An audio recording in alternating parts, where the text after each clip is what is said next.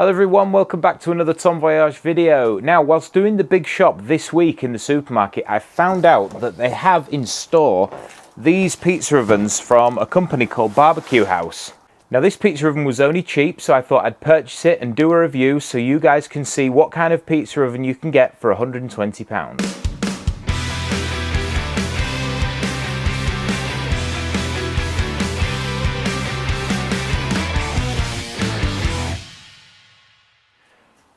So as we mentioned before, this pizza oven cost us about £120. Now this one is made by a company called Barbecue House, but I'm pretty sure it's one of those models where different companies will buy the same thing and just brand it differently. It runs on pellets, so it should be relatively easy to use and give a nice wood-fired taste, although it didn't come with any pellets, so I'm going to have to use the uni ones. Right, let's see what's in the box.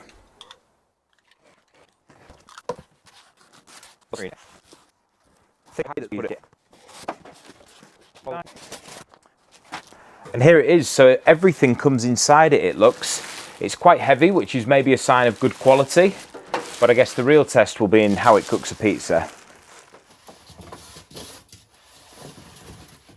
So we take this plastic cover off, and already I can see it's getting a lot of fingerprints on there. Also comes with a nice thick door that seems quite thick and insulated, although it is a bit scratched, so actually that's very scratched. It looks like maybe this is a return. And then inside here we have a chimney,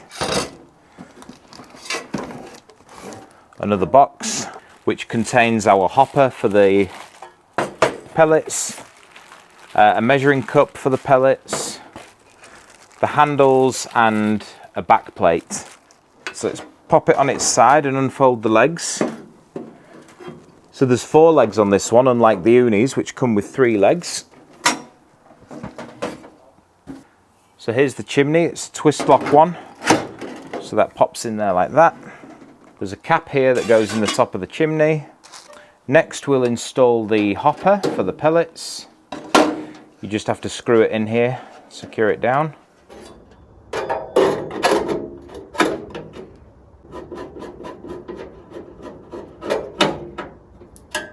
Next there's an ash tray that goes underneath here. And then finally we've got 2 wooden handles to install as well. So then the door goes on the front here. And that is our budget pizza oven all set up.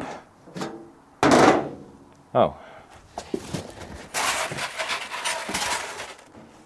So we've got a bit of a problem. This pizza oven hasn't actually come with a pizza stone, which is quite weird because it says, look, on the front here, includes pizza stone, which is obviously a mistake in this one. So yeah, that's a bit disappointing, isn't it? Doesn't mean we can do the review now. Right, so we've done a bit of digging in the garage and luckily I've found a spare pizza stone that actually fits inside this oven. I'm really shocked by that though. I mean, that's appalling to provide a pizza oven without a stone. Obviously it was just a mix-up at the shop, but still not good. Imagine if you had friends coming over, it's the first time you wanted to get using your oven and you can't because there's no pizza stone. Anyway, so I've got this cheap pizza stone, we'll put that one in and see how it goes. I've decided to go ahead and do this review anyway. Because that's a cheaper pizza stone, it's probably about the same quality that you'd be getting with an oven like this, and I think it'll deliver the similar sort of results. In terms of the looks, it reminds me very much of the kind of early unis when they used to spell it with U-U-N-I instead of the double O. It's kind of thin feeling, it only feels like this is one layer of stainless steel. And the build quality seems okay. It's kind of rough around the edges, like that's kind of stiff to open and close. This front door doesn't really close properly. You can see it kind of pops out and falls off and things. So yeah, overall it seems okay quality, and I think, you know, if it produces good pizzas, then that's all that matters.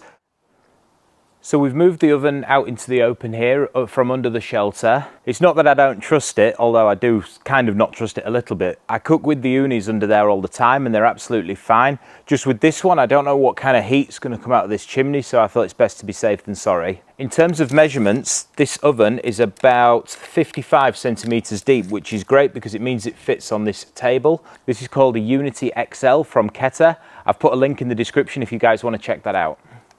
Now the instructions that come with this are pretty useless. I mean, all the instructions that it tells you in lighting it is lift the lid, use the shovel, cover the chimney pipe and shovel particles as illustrated. I mean, it's really, really poor. From my experience, pellet fired pizza ovens can be a little tricky the first couple of times you use them to get right. So to get things started, I'm just going to put a few of these pellets into the chamber here, the fire basket. I'm then going to sit one of these natural wax firelighters in the middle there and light that just to get this going. Once it's good and hot, we can then add more from the hopper. So now we're all set up, I'm going to light the oven using one of these blow torches and then use this handle to pick that up and insert it into the oven.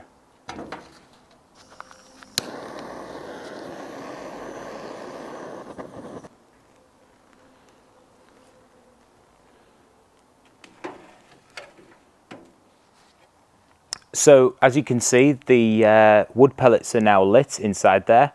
You need to make sure that the cap is off the chimney, obviously, for the airflow, and you would normally have the door on as well. I've just opened it now so that you can see inside. So I'm now going to leave this oven for about 10 minutes just to get those wood pellets good and hot. I'm then going to add some more pellets through the hopper in the top, which should catch fire and give us that continual flame that we're going to need to cook a pizza. I think it's important while you're doing this not to put too many in so you don't choke that fire.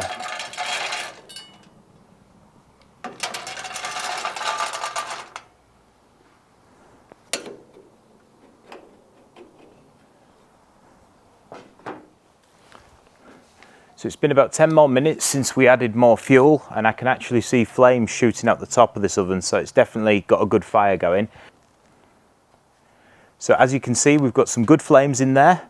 Enough that it's rolling over that pizza stone. It's going to get it nice and hot and give us a nice crust when we put our pizza in.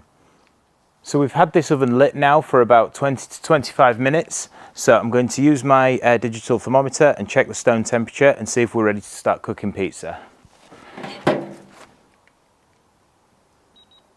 So that's shooting at a temperature of about 340 degrees. That's degrees centigrade. So I'm going to leave it for maybe 5 more minutes. Just to get up to nearer 400, that kind of mark, and then we'll be ready to cook pizza. So it's been about another 5 minutes, maybe 10 minutes, and as you can see, it's really kicking off now, this thing. It's actually, the temperature that we checked on the stone here is actually about 450 degrees centigrade. I personally think that's too hot, especially with the flames rolling over the top like this. It's maybe got a little bit too hot. So I'm just not going to add any more fuel. I'm going to let it die down a bit, and then we'll get our pizza on. Right, so our pizza's ready. We've just done a simple margherita pizza here. I'm going to put a couple of these basil leaves on there. Now, if you're wondering, this plant pot that I've got here is called a botanium. It's a really, really useful thing if you forget to water your plants like I always do. It uses hydroponics. It's a self-watering plant pot, and what it does is it takes water from down here and it puts it into this growing medium at the top, which means you don't get any bugs or anything like that. It makes plants really healthy, it grows them really well, and I use mine a lot now for the basil on the pizzas. So I'll put a link to this company, Botanium, in the description below. So as you can see, this thing is kicking off now. We've got a very, very high temperature, so we'll let that cool down for a sec. One thing I'd like to see with this oven is somewhere to put this door. That's red hot now, this door, and I've got to put it over here on the floor. There's no like hook or anything to put it in there. So let's launch our pizza and see how it cooks.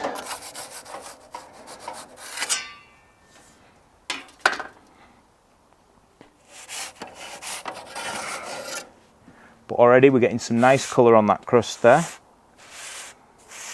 So we'll turn it around and pop it back in.